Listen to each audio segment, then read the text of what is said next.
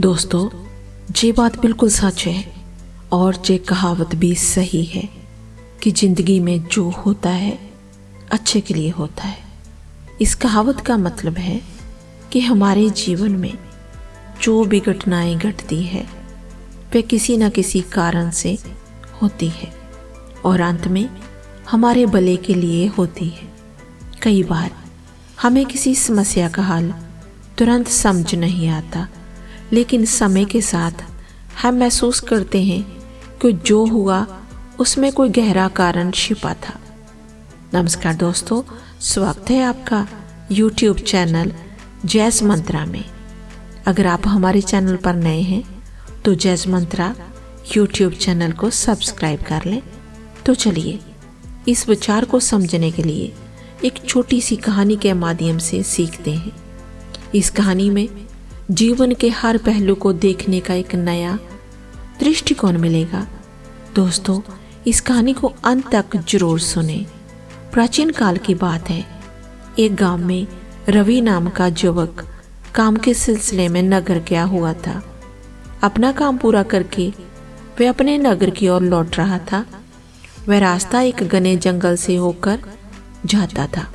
अचानक उससे कुछ डाकुओं ने उसे घेर लिया। उन्होंने उसकी पूरी कमाई छीन ली और उसे निहत्था छोड़ दिया। रवि बेहद परेशान हो गया। उसने सोचा, अब मैं घर कैसे जाऊंगा, अपने परिवार का खर्चा कैसे चलाऊंगा। निराशा के साथ चलते चलते उसे रास्ते में एक विद्वान जोगी मिले। रवि ने सोचा, क्यों ना मैं अपनी परेशानी इनसे साझा करूं, शायद ये मेरी मदद कर सके। यह सोचकर वह जोगी के पास गया और अपनी आप बीती सुनाते हुए रोने लगा। जोगी ने उसे शांत किया और कहा, चिंता मत करो, जो कुछ भी हुआ वह अच्छे के लिए हुआ। रवि गुस्से में बोला, आप कैसी बातें कर रहे हैं? मेरा सब कुछ लुट गया। अब मेरे पास घर जाने के लिए भी कुछ नहीं बचा। जे मेरे साथ अच्छा कैसे हो सकता है? जोगी ने मुस्कुराते हुए कहा, मैं तुम्हें एक कहानी के माध्यम से समझाता हूँ। इसे ध्यान से सुनो क्योंकि ये तुम्हारी सोच को बदल देगी। दोस्तों, ये कहकर जोगी ने उस रवि से कहा, बहुत समय पहले की बात है। एक नगर में एक मजदूर का बहुत गरीब परिवार रहता था।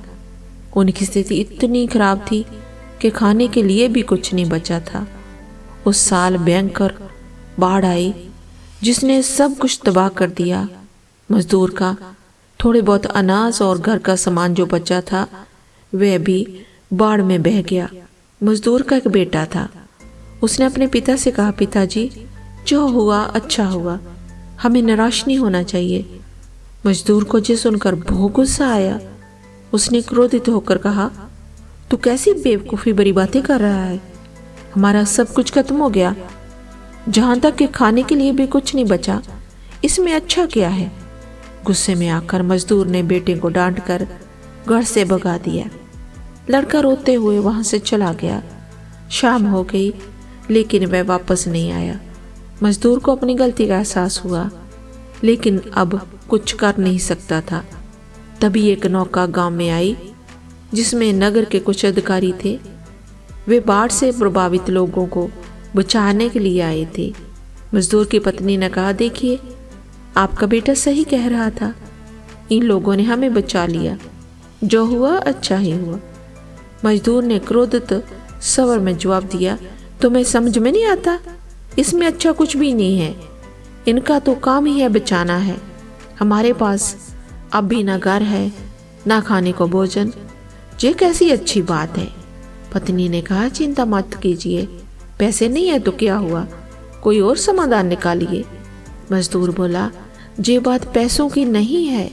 हमारे घर में एक पोटली थी जिसमें बहुत खास चीज रखी थी, वह भी बाढ़ में बह गई। अब मेरे पास कुछ भी नहीं बचा। पत्नी ने पूछा, ऐसा क्या था उस पोटली में? मजदूर ने कहा, अब जब वह रही नहीं तो बताने का क्या अर्थ। समय बीतता गया। मजदूर ने लोगों से मदद मांगकर किसी तरह जीवन यापन शुरू कर दिया, लेकिन इस तरह जीवन चलाना आसान नहीं था। उस साल खेत में भी फसल अच्छी नहीं हुई। वह बेहद परेशान था। एक दिन अपनी पत्नी के साथ बैठकर बातें करते हुए उसने कहा, अब आगे क्या करें? पत्नी ने सुझाया, आप नगर में जाकर कोई काम तलाश क्यों नहीं करते? थोड़े समय के लिए किसी भी काम से धन कमा सकते हैं। मैं भी बगल के घरों में काम काज करके थोड़ा बहुत सहयोग करूंगी। मजदूर को बात सही लगी। अगले दिन वह काम की तलाश में नगर गया। उसने हर गली में काम ढूंढा, किसी ने उसे काम नहीं दिया। अब वह चिंता के मारे परेशान होने लगा। वह अपने परिवार का जीवन यापन कैसे करेगा? वह गरीब मजदूर था जिसके पास घर नहीं था। बाढ़ के बाद उसने किसी तरह घास फूस से छोटा सा घर बना लिया था। एक दिन वह अपने खेत की फसलों को देखकर चिंतित हो रहा था, क्योंकि इस साल फसल भी अच्छी नहीं हुई। उसने उदासी में कहा, मेरा लड़का भी घर छोड़कर चला गया। मैं तो हर तरह से अनाथ हो गया हूँ। उसकी पत्नी उसे फिर समझाने लगी, आप चिंता छोड़िए, बार बार कोशिश करें, काम कहीं ना कहीं मिल ही जाएगा। घर पर बैठकर रोने से कुछ नहीं होगा। उसकी बात गरीब मजदूर को सही लगी। अगले दिन वे काम की तलाश में नगर गया, लेकिन इस बार भी उसे काम नहीं मिला। वह निराश होकर लौट ही रहा था कि रास्ते में उसे एक जोगी मिले। जोगी ने पूछा, तुम इतने परेशान क्यों हो? गरीब मजदूर ने अपनी सारी व्यवस्था सुनाई। बाढ़ में मेरा सब कुछ बह गया, खाने के लिए कुछ नहीं है, और मैंने गुस्से में अपने बेटे को भी घर से निकाल दिया। अब वह घर छोड़कर चला गया। जोगी ने मुस्कुराते हुए कहा, जो हुआ अच्छा हुआ। यह सुनकर गरीब मजदूर को गुस्सा आ गया। उसने कहा, कैसे कह सकते हैं कि ये सब अच्छा हुआ? मेरा सब कुछ खत्म हो गया, मेरा बेटा भी घर छोड़कर चला गया, इसमें अच्छा क्या है? जोगी ने शांत स्वर से कहा, सब्र रखो, समय आने पर तुम्हें हर सवाल का जवाब मिल जाएगा। जो कुछ होता है किसी न किसी अच्छे कारण से होता है। जोगी वहां से चले गए। गरीब मजदूर को ये सोचकर अफसोस हुआ कि जोगी को देने के लिए उसके पास कुछ भी नहीं था।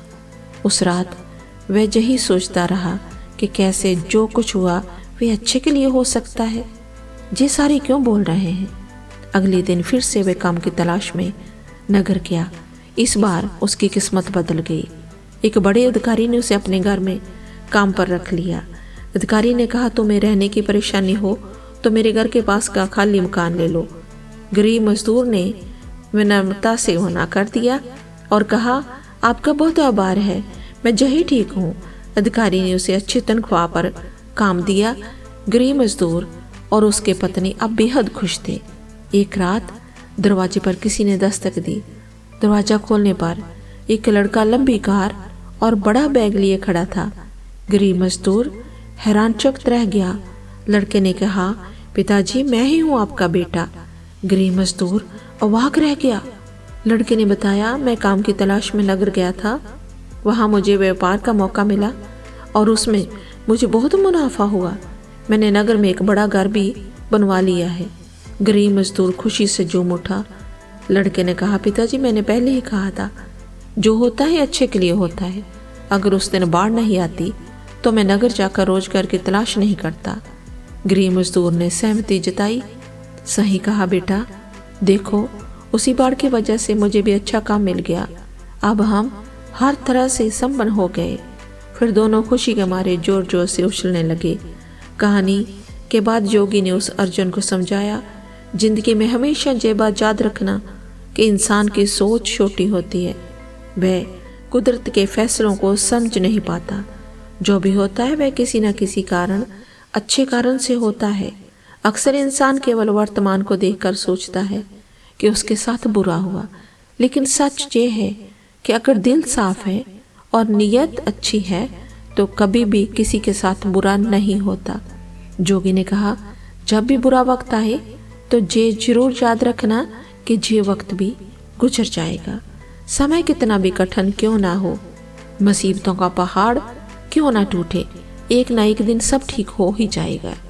बस वह कठिन समय इंसान को मजबूत बनाता है। ये सुनकर अर्जुन ने कहा, ये सब तो ठीक है, लेकिन मेरे साथ तो बहुत बुरा हुआ। मेरा सारा सामान चोरी हो गया। इसमें भला अच्छा क्या हो सकता है? अब मैं खाली हाथ घर कैसे जाऊंगा? जोगी ने मुस्कुराते हुए कहा, बेटा परेशान मत हो, दरअसल मुझे जंगल में एक चीज मिली थी। जे लो। जोगी ने उसे एक चमकदार पत्थर दिया और कहा, जे मेरे किसी काम का नहीं, लेकिन तुम इसे नगर में बेच सकते हो। अर्जुन ने पत्थर को देखकर पूछा, जे क्या है? जोगी ने कहा, जे पारस पत्थर है, इसे लोहे से छूने पर हर लोहा सोने में बदल सकता है। जे सुनकर अर्जुन की आंखें चमक उठी। उसने कहा, मुझे समझ में आ गया, जो होता है अच्छे के लिए होता है। अगर मेरा सामान चोरी नहीं होता तो मैं आपके पास नहीं आता और मुझे ये अनमोल पत्थर भी नहीं मिलता। इस तरह अर्जुन ने पारस पत्थर से अपनी जिंदगी बदल ली। अब वह भी माला माल हो गया। दोस्तों, इस कहानी से हमें ये सीख मिलती है कि जो भी होता है अच्छे के लिए होता है। जब इंसान पर बुरा वक्त आता है तो उसे समझ नहीं आता कि ये क्या हो रहा है, लेकिन समय के साथ ये बात साफ हो जाती है कि हर कठिनाई के पीछे कोई अच्छा मकसद छिपा होता है। जीवन में अगर मुश्किलें आए तो घबराना नहीं चाहिए। हर समस्या अपने साथ समाधान भी लेकर आती है। समय के साथ जब स्थिति बदलती है तो हमें यह एहसास होता है कि कठिन समय ने हमें मजबूत और सक्षम बना दिया। इसलिए हमेशा धैर्य रखें, अपनी मेहनत और सही इरादों पर भरोसा करें। जीवन की हर घटना हमें एक नई सीख देकर जाती है। अच्छे समय की कदर और बुरे वक्त की सहनशीलता हमें जीवन का सही अर्थ समझाती है।